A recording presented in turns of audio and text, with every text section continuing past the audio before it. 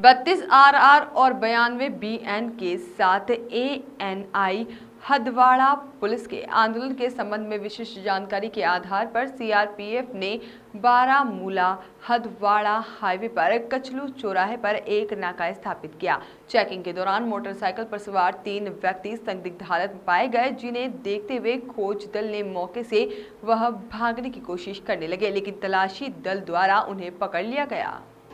प्रारंभिक प्रश्न पर आशंकित व्यक्तियों ने अपनी पहचान बताई है।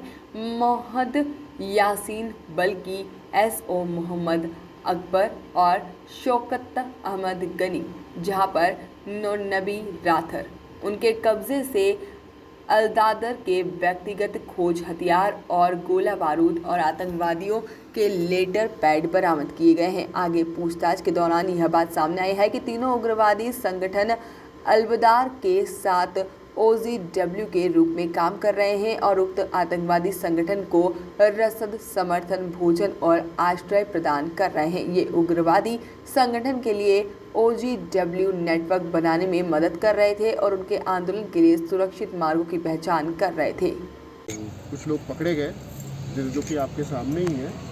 तो उनको जब हमने पकड़ के पूछताछ किया तो ये जो नाम की डिटेल है ये हम आपको दे देंगे अभी।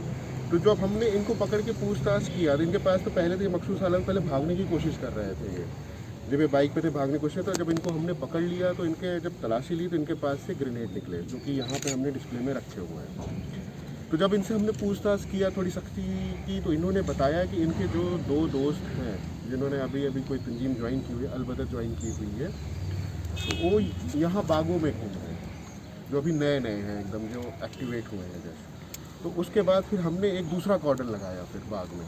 फिर वहाँ से उस जॉइंट कॉर्डन में हमारे साथ टीम थी 21 RR की जॉइंट कॉर्डन में और 92 CRPF की। हमने साथ में कॉर्डन लगाया। तो उस कॉर्डन में फिर हमने इन 2 को पकड़ लिया। जब इनकी तलाशी ली तो इनके पास से पिस्टल और मैगजीन और कुछ राउंड्स इनके पास से निकले थे। तो इस पे हमने फिर इनको FIR दी। अब ये इनकी प्लानिंग, तो जो भी पहले दिन की प्लानिंग थी कि यहाँ पे एक टेरर का माहौल पैदा किया जाए, कुछ किया जाए यहाँ पे। इसके अलावा जो इनकी बड़ी प्लानिंग है वो अब आगे की तफ्तीश में हमारी निकल के आएगी। यह काफ़ी पुराने टाइम से चल रहा था, पर अब यह है कि छोटी छोटी खबरें आती थी तो फिर एविडेंस वगैरह सब कुछ के साथ फिर इन्हें पकड़ना, और तो ये थोड़ा सा इसमें टाइम लगा। अलबदर अब इनसे पूछताछ होगी। इनसे पूछताछ के बाद हम आगे देखते हैं कि इसमें और कौन कौन लोग मुलव्वस हैं। जो भी यहाँ का नेटवर्क में और लोग मुलव्वस होंगे, ना सिर्फ हंदवाड़ा बल्कि आसपास के और भी जिलों के, हम उसी तरीके से उनके खिलाफ लीगल एक्शन। अभी यहाँ से हाल फिलहाल कोई और एक्टिव कोई रेजिडेंट मिलिटेंट यहाँ का नहीं। देखिए, ये अफिलिएटेड तो थे, उनसे अफेक्टेड भी थे, पीछे भी इन्होंने कुछ कामों को अंजाम दिया हो तो वो हमें अब तफ्तीश से ही पता चलेगा कि इन्होंने क्या क्या किया था। पर जिस तरीके से इनके पास रिकवरीज हुई और जो पूछताछ पे हमें यहाँ से मिला और जो भी मटेरियल हमें इनसे मिले, उससे हमें ये लगता है ये अलबदर तंजीम है। इनमें से 3 अरेस्ट किए गए थे PS क्रालगुन के एरिया से, जो हमने पहली नाका लगाया था। तो वहाँ से हमें जब इनके बारे में पता चला, जब इन्होंने आगे बताया तो फिर हमने फिर यहाँ बाग से किया था, जो कि PS हंदवाड़ा का एरिया। अब यह उस समय मौके की अच्छी बात थी कि हमें जो इनपुट भी आया थे तो हमने इन्हें पकड़ लिया।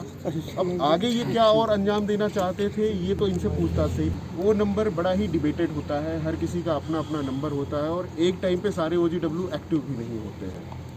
कभी कोई OGW पहले रहा होता है, कभी सुधर चुका होता है। कई सारे होते हैं जो अभी भी अंदर OGW का काम कर रहे होते हैं, जो किसी को पता होता है, किसी को नहीं। तो इसका कोई एग्जैक्ट नंबर आप नहीं